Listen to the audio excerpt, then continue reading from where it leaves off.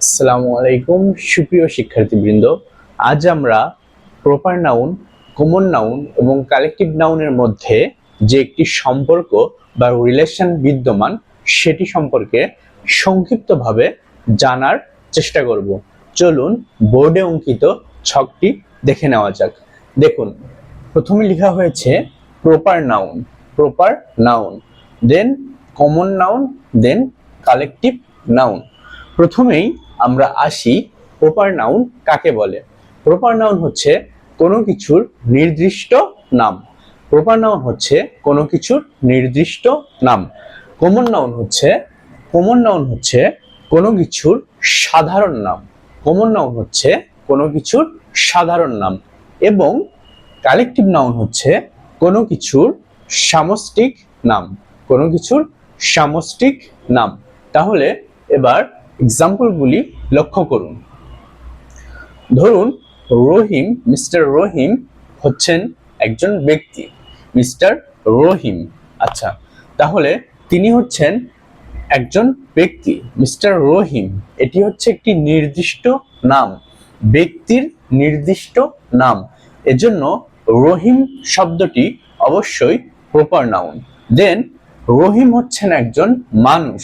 রহিম হচ্ছেন একজন মানুষ, এজন্য সাধারণভাবে সকল মানুষকে বোঝানো হচ্ছে, এজন্য ম্যান শব্দটি হয়ে যাবে কমন নাউন।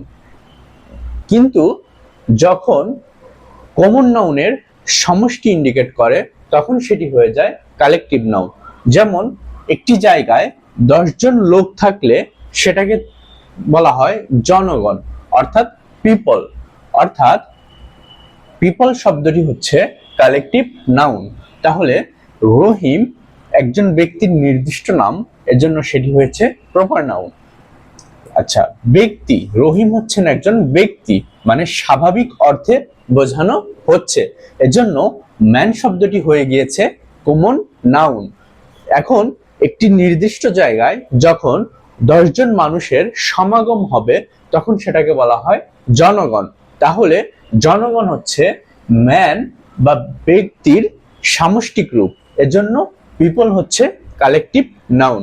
একইভাবে দেখুন ইংলিশ হচ্ছে একটি নির্দিষ্ট বইয়ের নাম, একটি বইয়ের নির্দিষ্ট নাম। তাহলে ইংলিশ শব্দটি হয়ে যাবে প্রপার নাউন। দেন ইংলিশ বই, বুক, তার মানে সমস্ত বইকে সাধারণভাবে বোঝানো হচ্ছে, তখন সেই বুক শব্দটি হয়ে যাবে কমন নাউন। এবং একই সঙ্গে যখন অনেকগুলো বইয়ের সমষ্টি হয় তখন সেটাকে আমরা বলি লাইব্রেরি। তাহলে বুকের বা বইয়ের সমাহারকে আমরা বলছি লাইব্রেরি। তাহলে ইংলিশ বুকটা হবে প্রপার নাউন।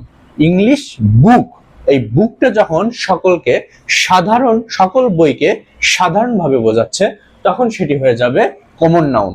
এবং বইয়ের যখনই সমষ্টি ইন্ডিকেট করবে তখন সেটি হয়ে যাবে লাইব্রেরি।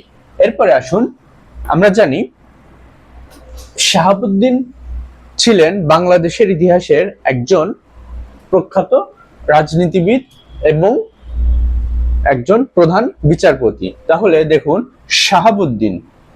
মিস্টার শাহাবুদ্দিন, তাহলে শাহাবুদ্দিন কি হয়ে যাবে প্রপার নাউন বা নির্দিষ্ট নাম। তিনি ছিলেন একজন জাজ, তার মানে কি সকল বিচারককে সাধারণভাবে বোঝাচ্ছে জাজ। তাহলে সেটি জাজ শব্দটি হয়ে যাবে কমন নাউন। এখন জাজ অনেক জাজরা যখন একসঙ্গে বসেন তখন সেটাকে বলা হয় জুরি। অনেক জাজরা যখন একসঙ্গে বসেন কোনো মতামত পেশ করেন তখন সেটাকে বলা হয় জুরি। তাহলে জাজের সামষ্টিক রূপ হচ্ছে জুরি। তাহলে মিস্টার শাহাবুদ্দিন প্রপার নাউন, তিনি একজন জাজ শব্দটি হয়ে যাবে কমন নাউন। এবং জাজের যখন কালেকটিভ ফর্ম অর্থাৎ সামষ্টিক রূপটি প্রকাশ করা হবে তখন সেটাকে বলা হয় জুরি। একইভাবে দেখুন, শরৎচন্দ্রের একটি বিখ্যাত ছোট গল্প হচ্ছে মহেশ। তার মানে মহেশ হচ্ছে একটি গরুর নির্দিষ্ট নাম। তাহলে মহেশটি হয়ে যাবে প্রপার নাউন। তাহলে মহেশ হচ্ছে একটি গরুর নির্দিষ্ট নাম। তাহলে যখন গরুর কথা বলা হচ্ছে সাধারণভাবে সকল গরুকে বোঝাচ্ছে, তখন সেটা কাউ শব্দটি হয়ে যাবে কমন নাউন। কাউ শব্দটি হয়ে যাবে কমন নাউন। এখন যখন অনেকগুলো গরু একটি নির্দিষ্ট পালে সেগুলি চারণ করে বা চারণ ভূমিতে সেগুলি ঘাস খায়, তখন সেটাকে বলা হয় হার্ড। অর্থাৎ কাউয়ের সমষ্টি, অনেকগুলি গরুর সমষ্টি, তখন সেগুলোকে বলা হচ্ছে, অনেকগুলি গরুর সমষ্টিকে বলা হচ্ছে হার্ড। তাহলে মহেশ প্রপার নাউন, মহেশ হচ্ছে একটি গরু বা কাউ, তাহলে সমস্ত গরুকে সাধারণভাবে বোঝাচ্ছে, সেটি হয়ে যাচ্ছে কমন নাউন।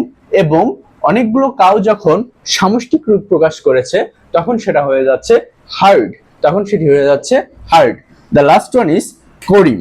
করিম হচ্ছে একটি স্টুডেন্টের নির্দিষ্ট নাম, অর্থাৎ একজন স্টুডেন্টের নির্দিষ্ট নাম হচ্ছে করিম। তাহলে করিম হয়ে যাবে প্রপার নাউন। করিম হচ্ছেন একজন স্টুডেন্ট, অর্থাৎ সকল ছাত্রকে স্বাভাবিকভাবে প্রকাশ করে স্টুডেন্ট শব্দটি, সাধারণভাবে প্রকাশ করে স্টুডেন্ট শব্দটি। তাহলে সেটি হয়ে যাবে, স্টুডেন্ট শব্দটি হয়ে যাবে কমন নাউন।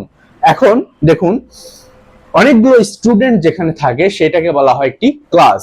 অনেকগুলো স্টুডেন্ট যখন একসঙ্গে থাকে বা অনেকগুলো স্টুডেন্টের যে সমষ্টি, সেটাকে বলা হয় ক্লাস।